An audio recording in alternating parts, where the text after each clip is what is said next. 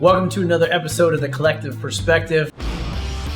I'm here with my good friend Ari. We're going to talk about some brands, small brands, independent brands. I'm Ari Rubinstein. I'm the director of the craft spirits portfolio at Empire Merchants, more specifically the independent spirits division, which we recently launched in April of this year with about 45 suppliers, 95 brands, 195 SKUs, basically focused on craft, independent, local, artisanal spirits producers and suppliers. That's a lot. So let's get right down to it, man. Small brands.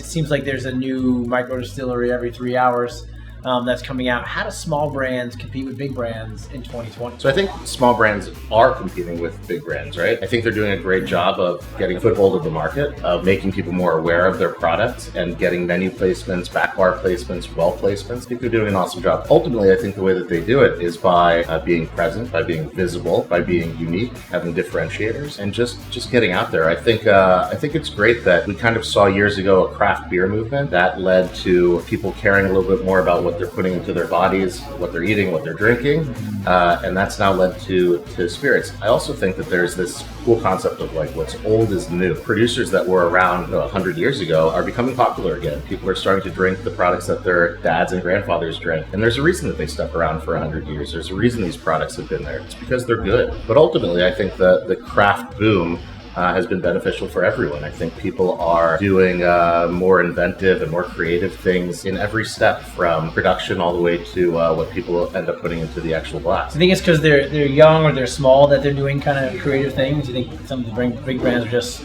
staying with the tried and true? I think the big brands are also innovating. We see even in the largest suppliers that they now have created positions for director of innovation or manager of innovation. We also are seeing a lot of those larger suppliers buying up those smaller craft producers as well and increasing their portfolio, and then having not just those big name brand household names, but also building smaller brands. You see brands launching into a market. Is there anything that, you look at suppliers and you're just like, stop doing that. Please don't do that. Stop asking me to do this. Is there consistent things that you see brands trying to do or that are doing that you're just like, let's put an end to that? So one pet peeve that I have, right, is when a new brand comes to market, they usually give us a target list of where they want to be. And it turns out that target list of, say, 60 accounts is always the same 60 accounts. And listen, I'm very proud to say that I'm a regular at places like the Dead Rabbit. I'm there probably once a week, once every other week.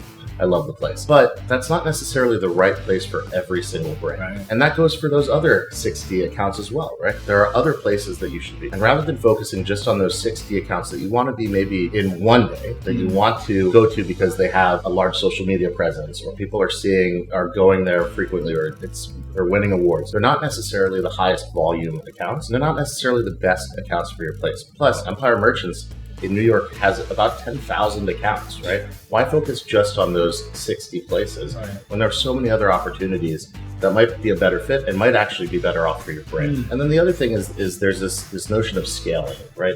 I understand that craft brands are smaller and that they don't necessarily have the big budgets.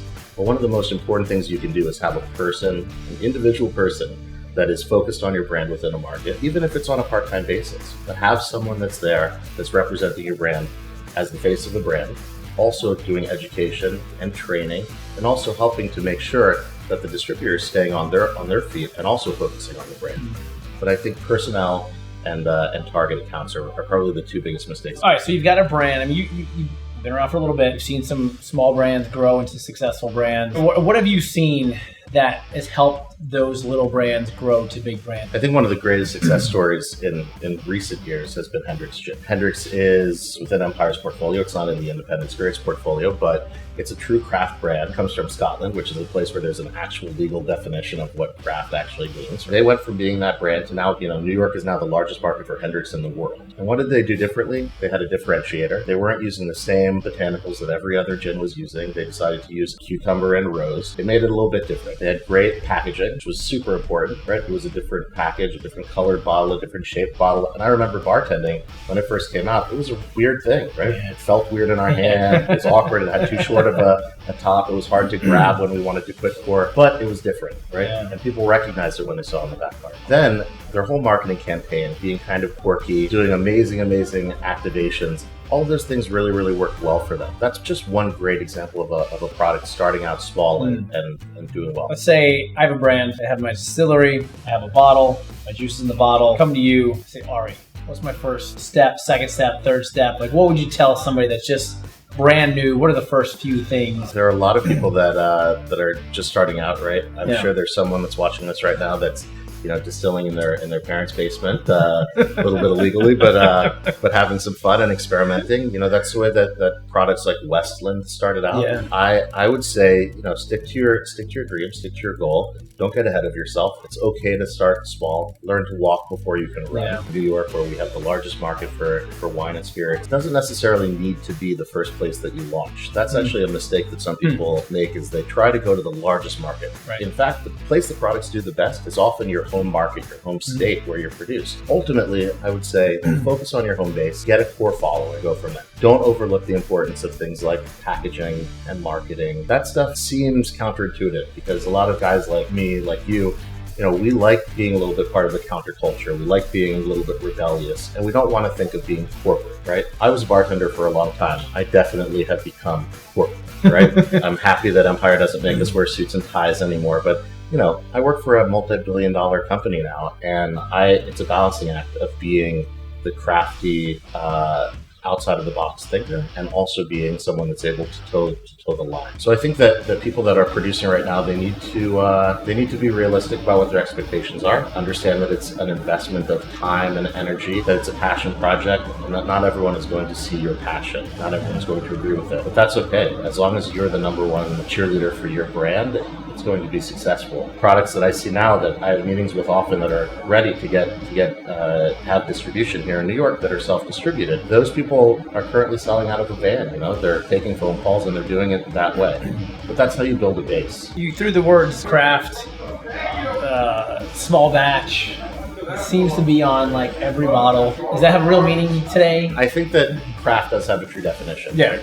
I know that craft and small batch have become marketing terms, but I think at the heart of it, craft means that it's a product that someone cares about every step of the production, from the grains that they're using in distillation, even the water that they're using, the way that their still is built, the people that they're hiring, which I'll get back to in a second. The whole process of it is crafted, that they're doing it like art, right? They're doing something that's actually crafted in a certain way with care. Small batch also has a legal definition, right? It's more like a smaller batch than what their larger batch is. But I agree, those terms have, pun intended, have become diluted, right? They don't necessarily mean what they used to mean. Anyone can put craft on a bottle. Anyone can put handcrafted on a bottle. Right. Anyone can put small batch on a bottle. What's important is, one of the things that kills a brand very, very quickly is lack of transparency or lying to consumers, right?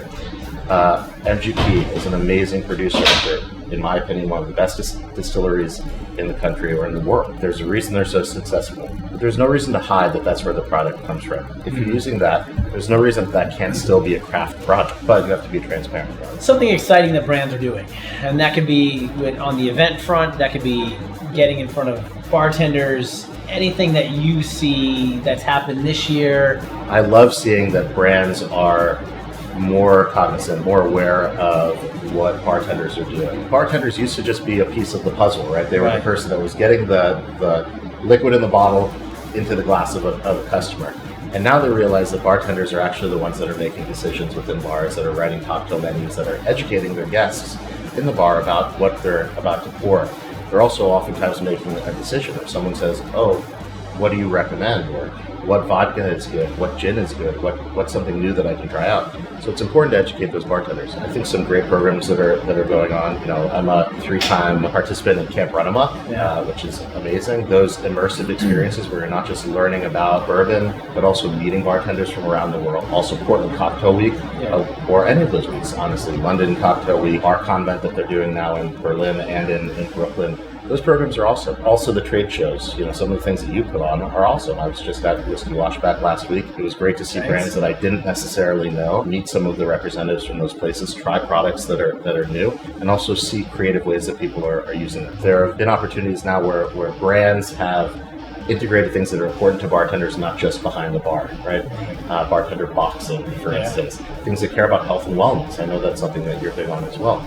But anything that helps bartenders to become better people professionally behind the bar or as people, right? To participate in charity programs, right? Grupo Campari does amazing charity programs every year. Those kind of things are more meaningful sometimes and get people more connected and associated to the brand than just a staff training before a shift. I think that's it, man. I appreciate your time and your insight. Yeah. Always nice to see you. We'll see you guys next time. Collective Perspective.